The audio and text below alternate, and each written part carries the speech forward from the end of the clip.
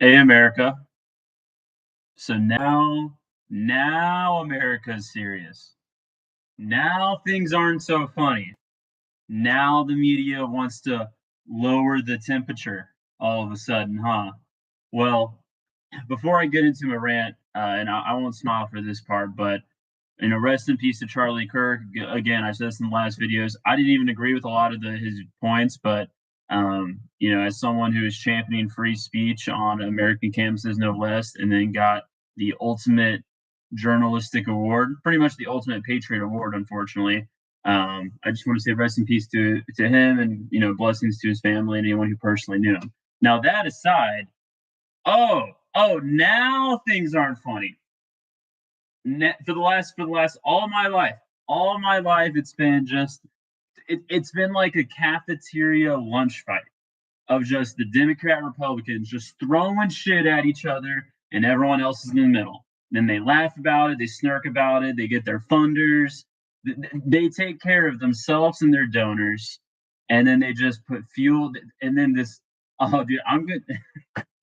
I should probably start this over, to be honest. I thought this was going to be a quick video. This is going to be kind of a long video. So today I'm going to be going over the Charlie Kirk aftermath, his assassination and the aftermath afterwards, and the passing of a generational torch. There's definitely this event is going to go down in history as the passing of a lot of things. So before I even get to, I have a list over here about how we got here and the core issues. But before I get into that, it's the passing of a generational torch because the boomers held a lot of hard power. After World War II, America was the dominant superpower because of mainly economic reasons. If companies have to pay us back for helping in World War II, but also, we just became a powerhouse after developing our own infrastructure and country, and then just racked it up with technology, which has been great.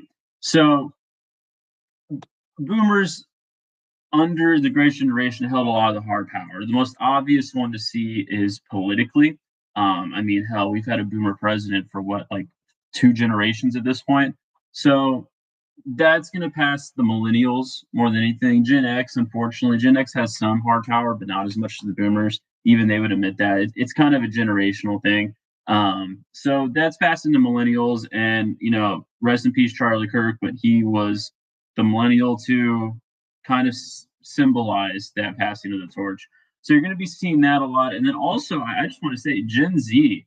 I'm barely a millennial. I thought I was Gen Z all my life until like 2 years ago, but Gen Z is turning up the heat politically.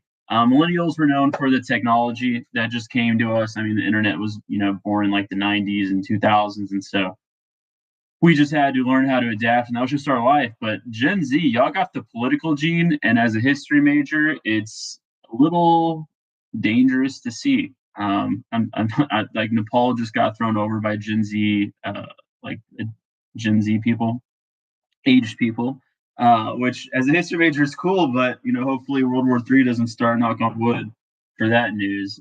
So yeah, so I just for Gen Z, so millennials are going to get a lot of the hard power soon, and then Gen Z is actually going to dictate probably the next 10 years of key events. They're coming to age, they're entering their 20s, they're becoming young. They have more freedom to do what they want and impose their wills, and so we're going to be seeing them a lot the next few years. The easiest one to see is Nick Fuentes. He's kind of the vacuum that was created after Charlie Kirk.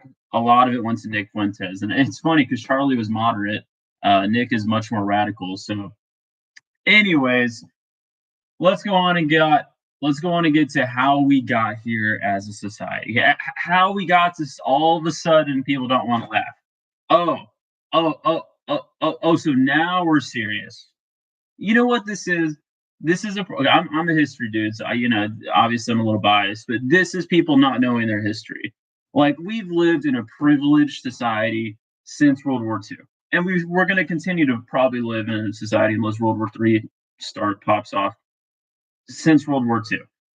But when it's one of my favorite quotes is the tree of liberty must be, it's from Thomas Jefferson. He was a hypocrite but a genius, but the tree of liberty must be watered from time to time with the blood of patriots and tyrants. And unfortunately, a couple days ago, we lost one of the Patriots. But I think a lot of tyrants are going to metaphorically bleed from this event. So, in a way, the tree of liberty is back. Welcome back, America. As I said in the last video, welcome back, America's spine. I would say we haven't had a spine really since like it, and I'm not talking like militaristically or anything. I'm talking about the American silent majority with their government. We've lived in such a time, even 9/11, like 9/11 was awful, but it was one event. Like on American soil, we're very spoiled. So, welcome to having your spine back. So, all right. Anyways, how we got here. So, I want to go back to 9/11 just because that's what I remember. That's what I was alive for. And then I can track since then.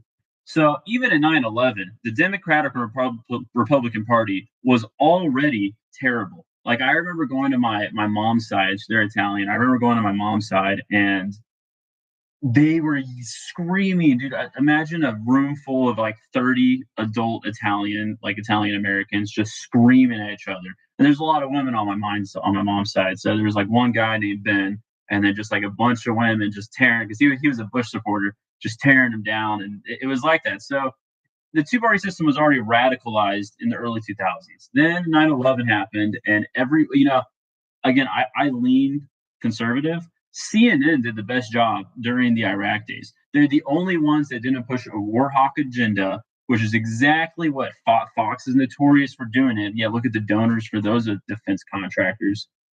So all the legacy media went gun ho, because everyone loves a war. It's not what I mean by everyone loves war, I mean like views, like radicalization. Even like wartime presidents like Lincoln and Washington aren't perfect, but because they won the wars they were in, they're favorite 1 and 2 for presidents of all time, both of them, every time. And even like you could put Roosevelt in there too, even though he died at the end. But so that was the media in the 2000s, and it culturally shifted with Republicans going crazy over Obama. So looking back, honestly, I think the Democratic Party was much more of the healthier one during my early years. But so you had the war hawk media for not after 9/11, with the exception of CNN, even though they were part of it too. But looking back, I think they did pretty good. Once Obama came around, Republicans lost their shit. If everyone remembers, Obama was from Africa. Obama was gay, which I've actually heard that one like recircle recently, but it's just a rumor. Michelle being a man, Big Mike. Even I've like the Big Mike. Even I've made jokes about the Big Mike thing. But at the end of the day, it just keeps pushing this fire. The one I remember, which is funny that it's not funny, but Trump became president, is it was Trump who actually said like, "Oh, Obama's from Africa," and like everyone started making up about Middle East ties because, and a lot. Let's call out the elephant in the room. That was because mostly of, I would say, historic. Yeah, I know I'm sounding like historic racism. And not like the Jim Crow levels, and not like, and racism is a thing that will always exist as long as there's races. It's just, we need to be aware of it and be able to talk about it. So I think a lot of the chaos around Obama was because of a lot of the older Republicans and the race factor, just even as a white man being real. So, the media loved Obama. All right, the media loved Obama with the exception of Fox. Just that Fox probably started like the little of a flame. So the flame was already there. Fox, after Obama won, fanned it by putting all just dogging on it. And then Trump came around, and Trump, love him or hate him, he is he's a master of the camera. You can't even deny it. And I mean, it's in his blood. He was hosting The Apprentice. TV was his life. So he's a master of the camera, and the I I'm gonna cuss real quick. The fucking the horrors of the media couldn't shut up about it. Trump probably wouldn't have won if the media didn't give him a platform. And that happened in 2016. And then after Trump did do the upset with against Hillary Clinton, the media after that is when, in my opinion, intelligence agencies got involved. And then that happened. So after that, so then all right. So then COVID starts, right? COVID starts. who is the voice to listen to during COVID that blew up, that was getting around censorship at the time? Oh, it's the Fear Factor guy, fucking Joe Rogan. So Joe Rogan was already on the rise, but he blew up during COVID because it's kind of like, honestly, it's like anything else. When there's censorship after 2016 around COVID, it created a vacuum, and the vacuum went to Joe Rogan. So then Joe Rogan exploded, and you had all these comedians that circled him. You had these fucking Theo Vons, which I'm a fan of these comedians, and I'm a fan of them. And they were a part of, I would say, the most recent election in 2024 that helped combat censorship. Which again, censorship is the hell. It's been a problem since 2017, but they're not policy experts. So this is where I agree with Bill Burr, where a lot of these comedians who are just circling around the soapbox that Joe Rogan rightfully got for podcasting, but politically, Joe Rogan's not a politician. And so you have all these fucking dumbasses who never read a history book, who the only history they know is from Shane Gillis, who loves Shane Gillis, and he does know his history. But you have all these stupid motherfuckers who don't know anything about policy, economics. Like, I love them for their comedy, but they're retards. So you have all these retards who now are the voice of politics, and they're, so then you have the left since 2016 just going fucking crazy, saying like, stop Nazism, stop Trump, stop fascism. Everyone's a Nazi. Everyone's a Nazi. Then you got the fucking right over here that's just dumb. Like, the thing about the Republicans that always has got me. Again, even as a kid, like I lean more right on a constitutional level. Like, I'm constitutionalist, really. But on a lot of social aspects, I lean left. But the right is dumb. They are so fucking stupid. Like, there's been so many times where I just think, if Republicans just did nothing, and I know people say, oh, do nothing Republicans, but if they actually did nothing, it would the problem would usually fix itself. Or the Democrats would like put a wrench in the back of a bicycle, and fall over and crumble, and then they could do what they want. But they can never fucking do it. So Republicans are dumb. And like, okay, sorry. So on a technical level, not even just how I feel about them, but on a technical level, one, they're war hawks. The legacy Republicans are all fucking war hawks. So, that's a lot of the Middle East activity the last 25 years. And then also you got legacy Republicans who are the evangelicals who are very into religion, which I'm a Christian too, not a perfect one, but I'm a Christian. You have all these separation of church and state. So even the Republicans don't uphold the Constitution to the level that they get credit for. So you have both of these guys fanning the flame for years. And Charlie Kirk, what's sad about Charlie Kirk is he was one of the only guys bringing dialogue to the, like, I'll say it, the lower middle class. Like, that's where I come from, like lower middle class. He was the only one going to them because Trump isn't going to go fucking talk to college kids on a level like that. No Democrat's going to go talk to them on an open discourse. So that all happened, and then so that happened with comedians and COVID, and then I would say, like, I think trying to kind of term the last 10 years, I would call it a cold big tech civil war. If like, I hope I can coin that term. I'm going to title this chapter that cold big tech civil war, because now what you have is two ecospheres of technology. You have X, and you got what was the other one, Threads or whatever. You got the others, the legacy stuff, Facebook. You got YouTube, you got Rumble, you got these separate spheres, and then things escalated all of a sudden that we were, so let me go on the social level. So on the social level, every Republican's a Nazi, right? Right media. Every Republican's been a Nazi since 2016. And on the right, not every trans dude or trans chick deserves to die, or doesn't deserve it at all. Or like the one that I will give the last commenter credit, that this is the one I disagree with, as far as like a girl getting essayed and having to carry it. I don't agree with that. They should have that choice. That's not, it's a very hard conversation, but I personally think, under the 2-month term, no, absolutely not. Especially if it was forced. No, it's medieval. That's what it is. It's medieval. So both sides all of a sudden want to stop. So now we get serious. So I just wanted to rant about that. I had to rant about that because it cracks me up that all of these fucking media personalities and comedians, and there's like exceptions, like Breaking Point's pretty middle, like they find common ground. But all these fucking comedians and legacy media and all these fiery personalities all of a sudden, I didn't know the guy, and I know I threaten him on a weekly basis. Or Republicans being like,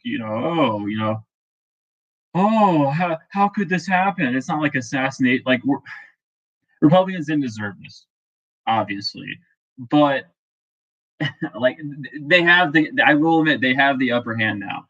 Like on a moral level, which is what society usually votes on, they have the upper hand now because at least they were open to have the discourse. At least as far as what we're being seen, and when one side shuts that door, that's it. So they have that, but they're not perfect either. So, anyways, I want to get into some core issues here. One is tribalism. I'll make this short.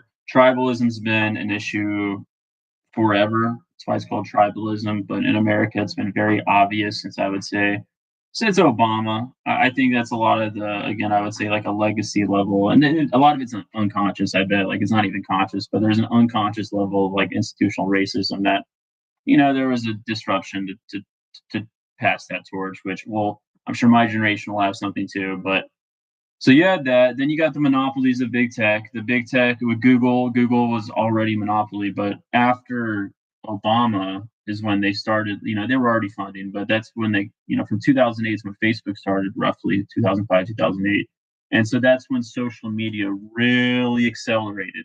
And when it accelerated, it created monopolies in the industry that were all politically aligned left. So you had a political big tech monopoly that advanced over time. The other one is viewership bias. So viewership bias, everyone wants to click, everyone wants to click. I'm hoping this gets 100 views, but we need reliable information. We need more logic and less emotions. And humans are emotional beings. That's actually one of the things I learned in therapy. I did go to therapy for a year. I went for some trauma, that specific trauma that I knew I had to deal with. But one of the things I learned is psychologically, we're all still like pretty much monkeys. Like we're not monkeys, but we're caveman. Like we haven't evolved as much as we think. So we want clicks, we want it fast, we want it now, and that just goes into millennial and Gen Z culture. And so I want to call out my generation and a little bit of the generation below me, but especially mine. A lot of this is because of the companies wouldn't do this and have evolved this way. Intelligence is different. I'll give it credit. Agencies, it's a little, under the table. But on the table, we created this by needing clicks all the time, by wanting everything fast, by wanting an enemy, by wanting to be a part of the community, by when it's us versus them, by our own selfishness as far as what's even the right word, like needing leisure, I guess, or spoil. I don't know, but like how we can get almost anything at any time now.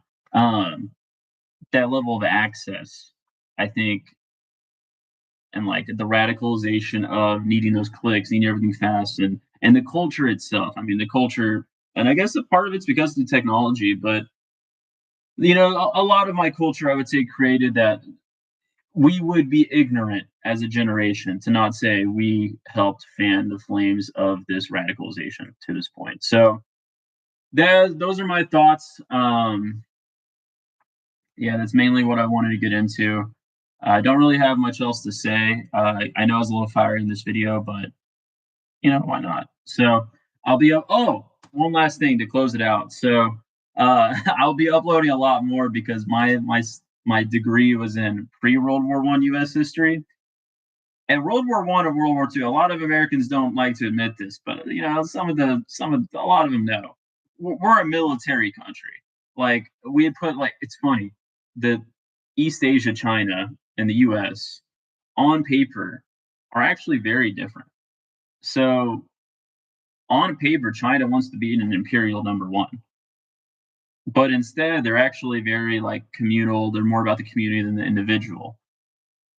On the West, we act like we want to be this, and this perfect democracy, but our country has always thrived most with conflict. That's when we do our best work. That's when we adapt. That's when we innovate, and that's not good. I'm not saying yay, yay, we get to innovate or adapt. I'm just saying factually, historically, that's when America changes, really, or evolves, I guess is the right word. That's when America evolves. And I will say, since World War One and Two, America became easily the number one after World War Two. So again, I'd say this is the first time America's had some heat in them, on like I would say a historic level. Yeah, I sound like such a nerd, but on a historic level, Americans are finally have their spine back. How do you, and for anyone who ever listens to this, which God forbid, but if anyone ever listens to this, how do we want to be remembered as a generation? How do we want to be remembered when we take over this legacy power? Do we want to be remembered as the generation that just continued the cold, whatever you want to call it, the broken two-party system that enabled tribalism, that enabled hate? Here's what pisses me off. It's not even like really like it's stupid hate. That's what I want to say. It's stupid hate. The bullets on the casing with the emojis and the little sayings, oh, if you see this, you're gay, LMAO. That was a culture death for millennials. Like straight up. And maybe Gen Z will feel this. And Gen Z already thinks millennials are weird. But this is the end for millennials being cool. Millennials are no longer cool. It is not cool at all to put ha ha funny funny. It's not cool. It's also not cool to be, thinking Nazis weren't didn't do the Holocaust, in my opinion. So, if you want to talk numbers, that's one thing, but to totally deny this is history. So, yeah, the culture's completely changed. And so, to finish this in closing, because I know I titled this like legacy and comedians are dying, but it's over, man. It's done. And I'm kind of excited. The whole culture is shifting. Um, and I hope it turns out good. What scares me is Gen Z's got some fucking oomph to them. I thought they were the iPad kids. Apparently, iPad kids are the one under them. But Gen Z's got some fucking fire under their ass. I was talking to my little brother, and he was. I was like, man, I didn't know you had it in you. Like, we're the tech generation. Like what caused it? And he's like, oh, I don't know. We were born in a recession. Then Trump came along.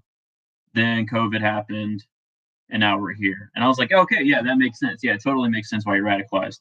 So they have, and he's not political at all, but like his generation, he's like, yeah, I can totally see it. So the whole culture changed. Like Gen Z, congratulations, you are now officially the cool power. Again, millennials are going to hold a lot of the hard power just because that's how generational power balances go. But Gen Z, y'all are driving the culture now, man. I hope it works out because millennials, it's a sign of the times for us. And like when I heard that there was emojis and all this bullshit on the bullet casings, I think we all kind of cringed a little. Like it's sad, but we also cringed a little bit because not only is it like a civil war, like civil war was over slavery, and for how bad it was, like it wasn't economic, like it was like kind of like there were reasons. But then you got this, you got people saying, and I'm actually, I know people in the LGBTQ plus. I actually know the whole thing. LGBTQIASS plus. I had to learn that one day for like years back, a couple of years back, not in the business world. But they feel like they're not being heard. They feel like they're scared. They feel like everyone's out to get them. And I won't get into this video right now, but in another video, I'm going to go into what I think would be a good political party for both sides to find middle ground. And I'm going to talk about LGBTQ ISS plus. But I want to say that how any action is made in America is through policy. And that's just a fact. And that's because we live and die by the Constitution. So that's why violence, even though violence is sometimes necessary, I will admit. Luckily, we live in a society where, unless things get desperately bad, I'm talking like people are starved, like 15% of the population is starving. It's like it, we don't need to resort to violence. So yeah, I wanted to make this video. I hope everyone's having a good weekend. I am doing pretty good. About to see Demon Slayer tonight, but again, I'll be uploading a little more. One of the vacuums is media, so who knows? Maybe I can fucking do something here. I'm not, this is definitely like a hobby to me at this point for the next few years. But yeah, I'm gonna have a lot of thoughts. And pre World War One, I keep having to say this. Sorry, pre World War One was tough, man. Like you got the Gilded Age, but put the Gilded Age aside, our whole entire history for the average person, not the founding fathers, not the president, but for the average person, was tough before World War One. Oh, dude, people had to fight for their, I mean, really for their food back then, but for their livelihood. Like it was very chaotic, and this ties in full circle to there's a very controversial guy named Charles Murray. He's a top I think it's a yeah, he's a socioeconomics. He talks about macro trends in society. He's most infamously known for the book The Bell Curve that goes over IQ, and it's really good. I haven't read it, but apparently it's like scientifically good. But what it's infamous for is he includes race there, and so he's been like accused, I guess is the right word, of being a eugenist and racism. But he lists the data there, and it's actually like it brings up some fucking questions, and it's very complicated, is what I'm trying to say. But one of the other things he gets into is culturally. And culturally, he says that we're going to become more medieval and barbaric. And that doesn't mean people are going to be gunning and killing each other in the streets, but it does mean about how, like, when you think of broad terms in society, like, even when you bring up really what there are is, if anyone's ever played Sim City, there's medical education, information, supply chain, all of those foundational things for society. Well, how those act are going to be really, I see it. I come from the business world, so I see it on a business level, but it's going to be every aspect of life is going to radically evolve from the tech we've worked on the last 10 years. So, like, I can't get into what I specifically do for work, but like when you think of, all right, here's an easy one. When you think of construction, like it's a very tedious process of you need manpower. Anyways, I'm losing my thought, but yeah, I ranted at the end there. But yeah, I'm gonna clip the end here. So I'm calling it. I'll stop it at a certain point. See ya.